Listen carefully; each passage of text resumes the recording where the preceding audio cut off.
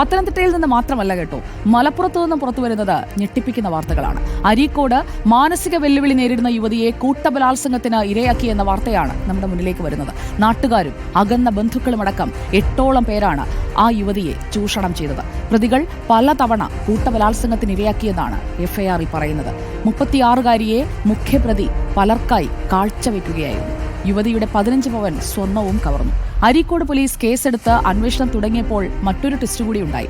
Case പിൻവലിക്കാൻ ഭീഷണിയുമായി ഈ പ്രതികളുടെ ഭാഗത്തുനിന്ന് യുവതിയുടെ കുടുംബത്തിന് നേരെ ആവശ്യമുയർന്നിരിക്കുകയാണ്. യുവതിയുടെ കുടുംബം റിപ്പോർട്ടറിനോട് അക്കാര്യം തുറന്നു പറഞ്ഞു. ഞങ്ങളുടെ റിപ്പോർട്ടർ അഷ്കർ അലി കരിമ്പ ആ കുടുംബവുമായി സംസാരിച്ചു. എന്താണ് കേസെന്ന് അന്വേഷിച്ചു. കാണാം. 2 വർഷത്തിലധികം നീണ്ടുനിന്ന കൂട്ടബലാത്സംഗം. ഒരേ സമയം 4ഓളം പ്രതികൾ വരെ യുവതിയെ കൂട്ടബലാത്സംഗത്തിന് ഇരയാക്കിയെന്നാണ് പോലീസിന്റെ എഫ്ഐആർ. മാനസിക വെല്ലുവിളി നേരിടുന്ന യുവതിയാണെന്ന് തിരിച്ചറിഞ്ഞുകൊണ്ട് തന്നെയായിരുന്നു പ്രതികളുടെ അതിക്രമം എന്നതാണ് കേസിന് ഗൗരവമാക്കുന്നത്.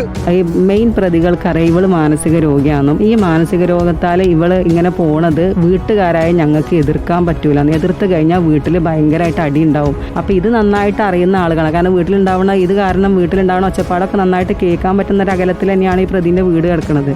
വെള്ളുവമ്പ്രം, കീഴ്ശ്ശേരി, തൃപ്പനച്ചി, മാനന്തവാടി പല സ്ഥലങ്ങളിലായി പല ലോഡ്ജുകളിലായി കൊണ്ടുപോയിട്ടായിരുന്നു യുവതിയെ ലൈംഗിക ചൂഷണത്തിന് ഇരയാക്കിയത്.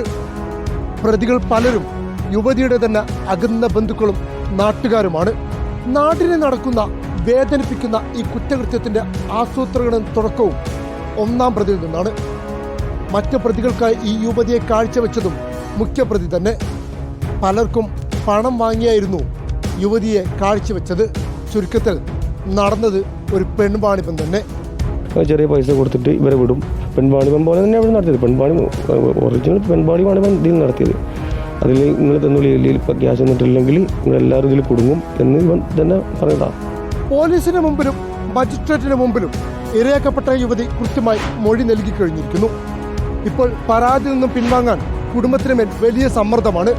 വലിയ ഓഫറുകളുമുണ്ട്. തങ്ങൾക്ക് ഭീഷണിയുണ്ടെന്ന് കുടുംബം റിപ്പോർട്ടറിനോട് തന്നെ തുറന്നു പറഞ്ഞു.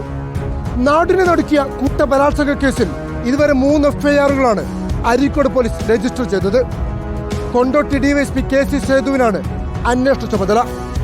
ഇരയാക്കപ്പെട്ട യുവതിയുമായുള്ള തെളിവെടുപ്പ് പൂർത്തിയാക്കിയാലുടൻ പ്രതികളുടെ അറസ്റ്റ് രേഖപ്പെടുത്താനാണ് പോലീസിന്റെ നീക്കം. ഇതുവരെ 8ഓളം പേരെ പോലീസ് പ്രതി ചേർക്കുകയും ചെയ്തിരിക്കുന്നു. വീഡിയോ ജേർണലിസ്റ്റ് സുബൈർ ഫൈസിക്കൊപ്പം reporter Ashkar Ali Karimba, in reporter, Malappuram. 2 സംഭവങ്ങൾ, 2 സ്ഥലങ്ങൾ. അതിൽ 2ലും ഇരയാക്കപ്പെട്ടത് സ്ത്രീകളാണ്. സ്ത്രീകളുടെയും പുരുഷന്മാരുടെയും ഒപ്പം ട്രാൻസിന്റെയും എല്ലാവരുടെയും വിഷയങ്ങൾ നമ്മൾ ചർച്ച ചെയ്യും. അങ്ങനെയായിരിക്കും നമ്മൾ ഇനി അങ്ങോട്ട് മുന്നോട്ട് പോവുക.